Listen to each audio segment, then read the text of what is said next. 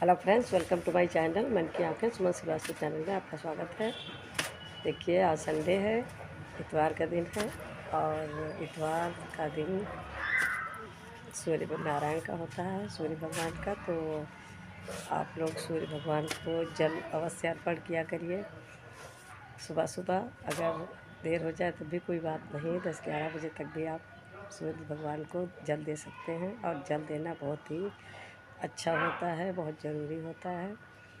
तो आप लोग सूर्य नारायण को संडे के दिन जल अवश्य दें। और देखिए, कल है सोमवार, तो ये चैत का आखिरी सोमवार होगा। तो जो लोग भी जगन्नाथ जी की पूजा करते हैं तो उनको जो है तो कल के दिन पूजा कर लेना चाहिए चैत चैत में। और जिनका रह जाएगा तो वो अगले महीने में बैसाख जो लग रहा है तो बैसाख के आखिरी सोमवार को करेंगी। तो उसमें जो है तो जो चीज़ लगती है वो मैं आपको बता रही हूँ कि एक जहाँ पे आप पूजा करें वहाँ पे पहले क्या कहते हैं, चौक बना लें आटे से। और एक छोटी सी चौक उसी के साइड में बनाएं जिस पे लोटा कलश रखा जाएगा।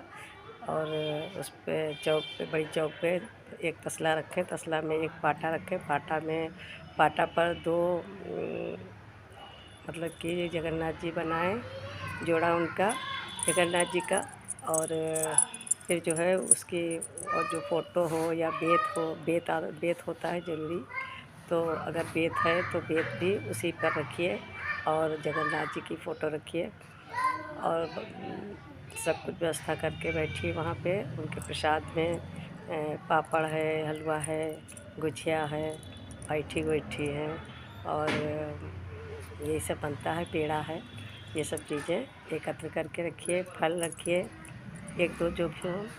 और उनके पर ये गेहूं की बाली और कुसुम के फूल और ये एक फूल और होता है वो क्या कहते हैं, काहे का फूल, अरे टेसू टेसू का फूल और कुसुम का फूल और गेहूं की बाली, ये 3 चीज़ उन पे चढ़ाई जाती हैं।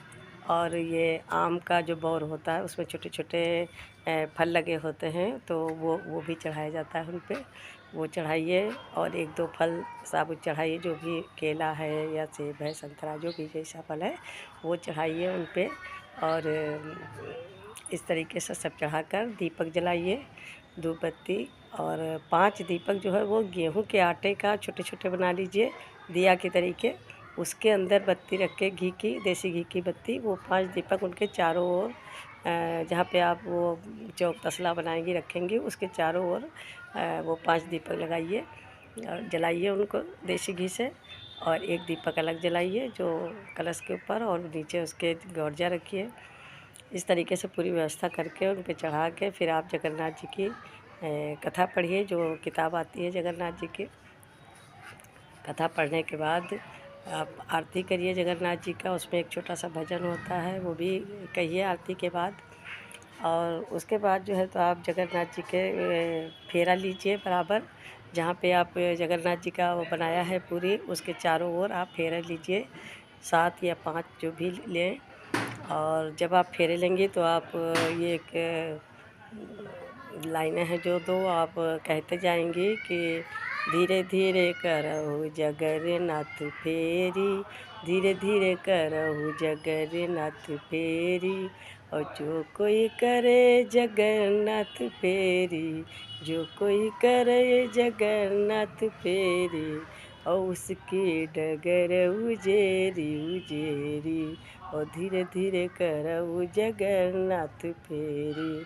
और जो ना करे जगन्नाथ फेरी, जो ना करे जगन्नाथ फेरी, उसकी डगर अंधेरी अंधेरी। धीरे धीरे करहु जगन्नाथ फेरी। तो ये लाइनें आप गाते हुए आराम से उनके परिक्रमा कीजिए, उनका 7 या 5। और उसके बाद बैठकर जो भी आपने बनाया है उनके लिए भोग, तो एक प्लेट में सारे भोग थोड़ा थोड़ा लेकर और उसमें ऊपर से घी, शक्कर या गुड़ जो भी हो डाल दीजिए, उसमें डाल के सब मिला दीजिए। और मिलाने के बाद फिर थोड़ा सा अग्नि प्रज्वलित करिए, अग्नि जलाइए और उसके बाद उसमें जो है तो उनका भोग लगाइए। वो पूरा उसमें स्वाहा के हिसाब से करके भोग लगा दीजिए और उसके बाद जल से अचवा दीजिए। और फिर जो है आप उनसे अपनी भूल चूक की माफ़ी मांग लीजिए और जो भी आपकी मनोकामना हो वो उनसे कहिए, क्योंकि जगन्नाथ जी बहुत ही दयालु, बहुत अच्छे हैं और धन धान्य से आपका घर भर देंगे, आपकी सारी इच्छाएं पूरी करेंगे। और जगन्नाथ जी की पूजा बहुत ही श्रेष्ठ, बहुत ही अच्छी मानी जाती है। तो आप लोग इसकी पूजा ज़रूर करिए। जो नहीं करती हैं कि हमारे घर में नहीं होता है, हमारे घर में किसी ने नहीं किया, तो ये पूजा बहुत ही अच्छी है और इसमें कोई भी आपत्ति वाली बात नहीं है। तो ये पूजा आप, एक गृहस्थ के लिए बहुत ज़रूरी पूजा ये होती है। 2 पूजाएं बहुत ज़रूरी हैं गृहस्थी में। एक तुलसी जी की, जो कि पूर्णमासी के दिन कार्तिक महीने में की जाती है, और एक ये जगन्नाथ जी की पूजा जो चैत और बैसाख के समय की जाती है। चैत से शुरू होती है, बैसाख में जो नहीं चैत में कर पाते वो बैसाख में करते हैं, लेकिन करते ज़रूर हैं, करना ज़रूर चाहिए। ये बहुत ही ज़रूरी, बहुत ही अच्छी चीज़ है। तो आप सभी लोग ये जो है तो मतलब ये जगन्नाथ जी की पूजा करिए कल। और कल अगर ना कर सकें किसी परिस्थिति के अनुसार तो आप अगले महीने में करिए, लेकिन पूजा ज़रूर करिए। ये बहुत ही आप लोगों के लिए लाभदायक है। और इसी के साथ मैं वीडियो रख रही हूँ। मेरा चैनल आप लोग सब्सक्राइब कर लीजिए। मेरे चैनल का नाम है मन की आँखें सुमन श्रीवास्तव। और अगर आप फेसबुक पे देखते हैं तो सुमन श्रीवास्तव नाम से फॉलो कर लीजिए और शेयर किया करिए, जिससे और लोगों को भी जानकारी प्राप्त हो। और लाइक किया करिए अगर आपको अच्छा लगता है, कमेंट्स करके हमको बताया करिए। आप लोगों का सहयोग हमारे लिए बहुत ज़रूरी है, इसीलिए आप लोग हमारा हमेशा सहयोग करते रहिए। धन्यवाद। वीडियो देखने के लिए धन्यवाद। जय श्री राम, जय जय श्री राम।